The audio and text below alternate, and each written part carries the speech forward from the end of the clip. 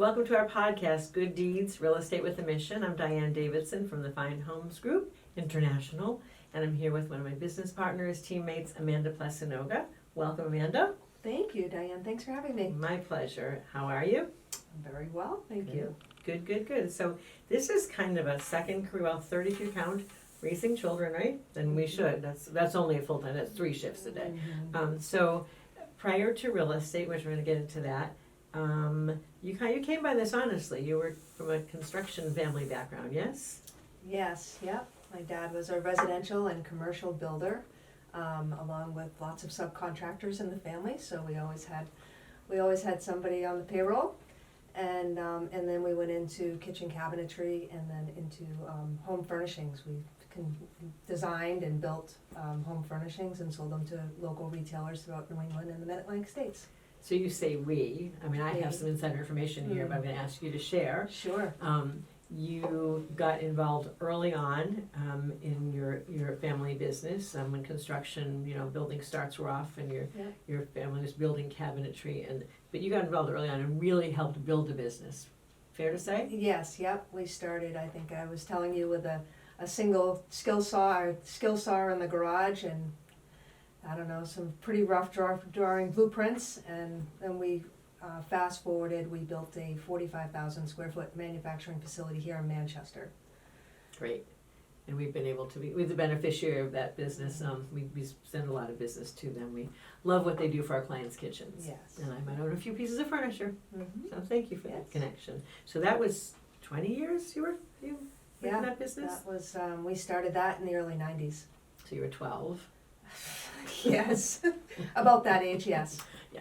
And then moved to, just fill us in on the rest. I think you moved to Massachusetts. Yeah, in between southern New Hampshire and Massachusetts. I lived in Beverly, Mass for about 20 years.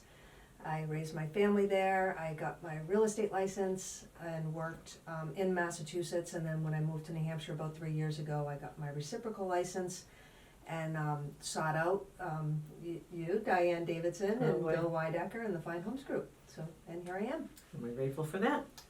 It was a pretty quick decision. Yes. I remember when we met on a Friday, and I said to Bill, you have to meet Amanda, and he met you on Monday and said, why don't you just tell her she was hired? Well, I don't know if it's really hired. We hire each other, right? Yes. In this business. Yeah.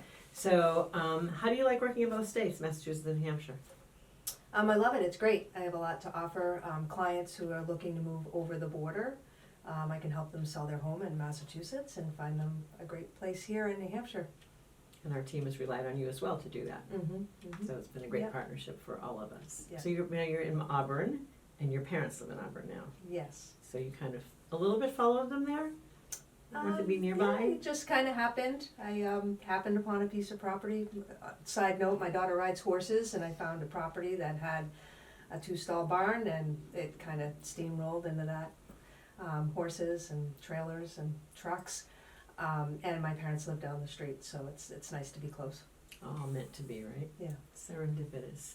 So any favorite things about this business? Oh, it sounds a little cliche, but just helping people, and it's a very stressful time, and I do my best to be the calmest in the room and get them to the closing table with the home of their dreams, or selling their home at the best price and the best terms, and I just love closing day. So do they. Yes. So I know there are touching stories, poignant stories, funny stories. Anything kind of stand out as unusual in the years you've been in the business now? I guess one thing comes to mind. I had a client who was moving from Massachusetts and coming here to New Hampshire, and we were looking at all of these houses, and every house that we went to, it had a bar in the basement. And so we looked for about maybe nine months, close to a year, and then finally I said to her, I said, every house we come to has a bar in the basement. And she looked at me and she said, well, I thought all the houses in New Hampshire had a bar in them. We have state liquor stores. Yeah. Could be a law. Okay, yeah. That's pretty funny. Yeah. Perception, right? Yeah. Did she buy a house with a bar in the basement? No, she didn't. She found the one. The one without a bar. So is she happy without a bar in the basement? They're very happy, yes. Good. Yeah. Good. As are all your clients. I can attest to that. Mm-hmm. So any favorite parts of the job? I know you said you love helping people. And I know that I know you connect with people. I know that you do that, you know, you conduct open houses, and when you list property and meet people who aren't working with another agent, seems like you just really make a connection. People feel that there's a sensitivity and a competence, which is a really great combination. So I want to tell you that I noticed that, and apparently they all do too. Yeah, that's nice to hear. Yeah, I do open houses on the weekends, sometimes during the week, and I love meeting all different people. And like you said, I make a connection with them, and they understand that I care. I have a great grasp for the business and an understanding for the market, and more often than not, we choose to work together. And on a personal note, I know you're an avid skier, though with real estate, you probably don't do as much of it as you'd like to. Well, I don't like to ski on weekends, and I work on Okay, weekends, that's so perfect. it's very convenient. So I guess that that is good. I try hard to carve out a little bit of time, no pun intended, and get up there carving, I get the carving. and get some skiing in midweek and avoid the crowds. Where do you go? I like to go Sunday River, and Loon, because it's a close little trip up there. It's about an hour and a half, 2 hours. And I know you're not a rider yourself, but you were a horse parent until your daughter got her license, right? Yes, yep. Like I said, I found a property up here in New Hampshire, and it had a barn, and apparently I didn't realize that horses were herding animals and they needed a companion. So one hearse turned into 2 horses, which turned into a trailer, which meant I needed a truck. And then my dad said I needed a tractor, and the next day I was buying a tractor. There you go. It's kind of like buying a boat. Yep, there's a kid's book called If You Give a Mouse a Cookie. It's kind of one thing begets another, right? Yes.